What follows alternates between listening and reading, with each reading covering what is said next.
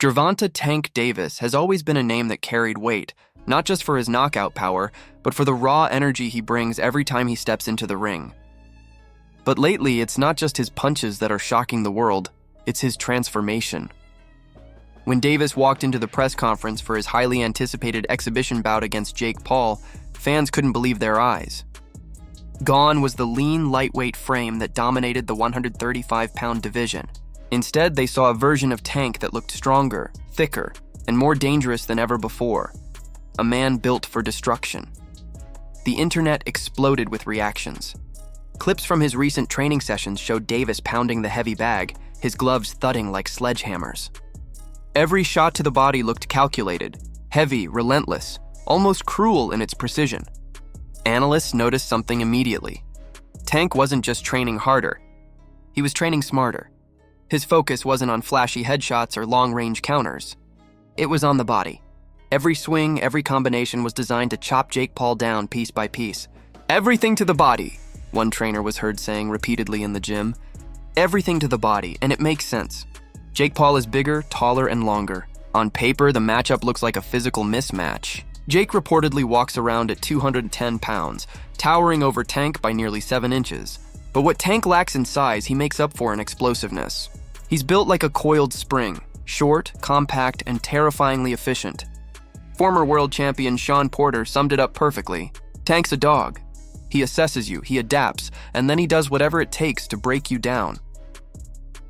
Porter's respect carries weight because he knows what it means to fight with both skill and savagery. And when he calls someone a dog, that's not an insult. It's the highest form of praise in boxing. He was referring to Tank's ability to turn every fight into a test of will. No matter who's in front of him, he doesn't back down. He hunts, calculates, and strikes with bad intentions.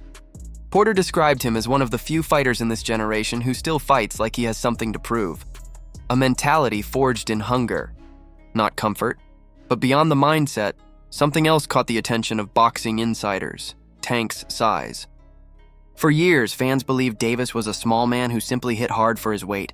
But commentator Showbiz the Adult recently cleared the air. Tank walks around at 160, he said flatly. He's not a small guy at all. He's built like a bowling ball. Showbiz went on to explain that Tank's frame allows him to carry muscle naturally without losing speed. That's how he can move up in weight and still remain explosive. He's compact, yes, but that density makes him dangerous. It's not the size of the man. It's the force he can generate in a split second. There's even footage to back it up. During his fight camp for Ryan Garcia, Tank was caught on a store scale weighing around 150 pounds, fully clothed. Other reports claim that when he's out of camp, he hovers between 155 and 160. In other words, this isn't new weight. It's his natural build, now fully realized. And with the Jake Paul fight reportedly allowing a 195-pound limit, Tank could come in bulked, strong, and healthy, not drained from brutal weight cuts like before. Behind the scenes, sources say Tank's camp has been pure intensity. Sparring partners describe his sessions as brutal, with Tank focusing on conditioning that pushes his limits. He's training for destruction, one insider said. Every punch, every drill, it's like he's trying to simulate the exact pressure of fight night. Observers noticed that he's been working with heavier partners to adapt to Jake's power, refining how he slips, closes distance, and attacks from inside. This version of Gervonta Davis doesn't just want to win, he wants to dominate. Still, not everyone's sold on the idea of this matchup. Former UFC champion Daniel Cormier voiced serious doubts about the entire setup. He questioned why a prime champion like Tank would take an exhibition against a YouTuber-turned-boxer instead of facing elite peers like Shakur Stevenson, Teofimo Lopez, or Devin Haney. This fight feels more like a media stunt than a real contest, Cormier said. You've got two fighters from totally different weight classes and worlds. It's not competition. It's spectacle. He warned that these kinds of fights, while entertaining, blur the line between sport and show business. He's not alone. Many boxing purists agree. They argue that exhibitions like this are turning boxing into entertainment, more about headlines than heritage. The press conference did little to calm those fears. When Jake Paul and Tank faced off, the size difference was staggering. Jake looked enormous, and Tank appeared almost dwarfed beside him. Fans were stunned when Tank admitted he wasn't even sure about the fight's official weight limit. I thought it was 190, he said on stage. While Jake corrected him, It's 195. The moment went viral, leading critics to call the entire thing embarrassing, but others see the genius behind the madness. UFC president Dana White believes that while this fight might not satisfy boxing purists, it could elevate Gervonta Davis to a new level of fame. People might not be watching for the competition, Dana said, but they're watching. And that's the key. Jake Paul's reach extends far beyond traditional boxing audiences. He brings in millions of casual viewers, people who might never tune in to a Tank Davis fight otherwise. For Davis, that exposure could mean enormous financial growth and a surge in global recognition. There's also a deeper story behind why Tank may be choosing this route.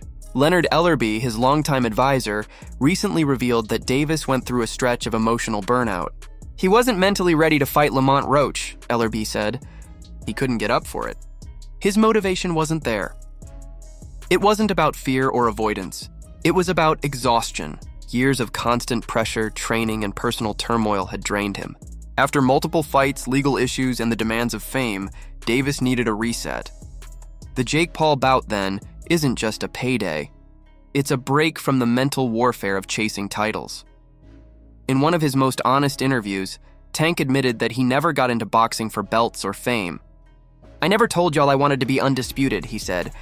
"I did this to escape my circumstances." That line hit fans hard. For once, he wasn't the fighter bragging about legacy or greatness. He was the kid from Baltimore who fought his way out of struggle. And now that he's made it, maybe he's just trying to breathe.